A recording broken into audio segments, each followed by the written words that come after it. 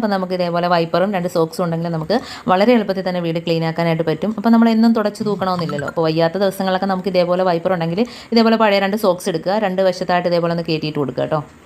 എന്നിട്ട് നമുക്ക് rubber band ഇട്ട് കൊടുക്കുകയോ അതല്ലെങ്കിൽ നല്ല ടൈറ്റ് ആയിട്ടുള്ള സോക്സ് ആണെങ്കിൽ നമുക്ക് അതിൻ്റെ ആവശ്യമില്ല.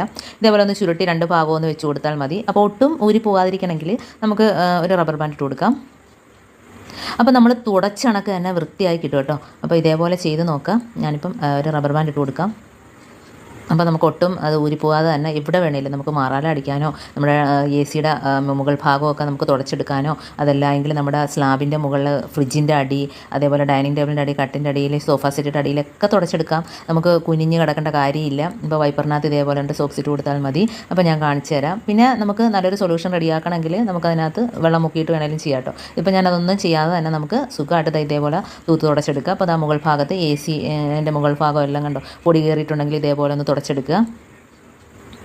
അപ്പോൾ നമുക്ക് മുകളിൽ കയറി ചെയ്യേണ്ട കാര്യമൊന്നുമില്ല, താഴെ നിന്നുകൊണ്ട് തന്നെ ചെയ്യാം നമുക്ക്. അതേപോലെ തന്നെ നമുക്ക് സ്ലാബിൻ്റെ മുകളിലൊക്കെ ഇതേപോലെ തൂത്തെടുക്കാം. അപ്പോൾ നമുക്ക് ഒട്ടും വയ്യാത്ത ദിവസങ്ങളിലൊക്കെ നമുക്ക് തറയൊക്കെ തുടയ്ക്കണമെങ്കിൽ ഇത് വെച്ച് തന്നെ നമുക്ക് തൂത്തെടുക്കാം. ഇതുകൊണ്ടോ മുകളിലത്തെ സ്ലാബെല്ലാം ഇതേപോലെ തന്നെ തുടച്ചെടുക്കാം. അലമാരയുടെ മുകളിൽ നല്ല രീതിയിൽ പൊടി പോയി കിട്ടും, കാരണം നമ്മൾ തുടച്ച അതേ രീതിയിൽ തന്നെ കിട്ടും കേട്ടോ. അപ്പോൾ നമ്മുടെ കുട്ടികളുടെ കൈ കൊടുത്താലും അവർ ഇതേപോലെ ചെയ്തോളും. നമുക്ക് തുടച്ച അതേപോലെ തന്നെ നമുക്ക് ആ മണ്ണും പൊടിയും മുടിയും എല്ലാം അതിനകത്തോട്ട് കിട്ടിക്കോളും. ഇതേപോലെ കണ്ടോ ആക്കി കൊടുത്താൽ മതി. കട്ടിനടിയിലൊക്കെ നമുക്ക് നല്ല തുടച്ച കണക്ക് തന്നെ തൂത്ത് കിട്ടും.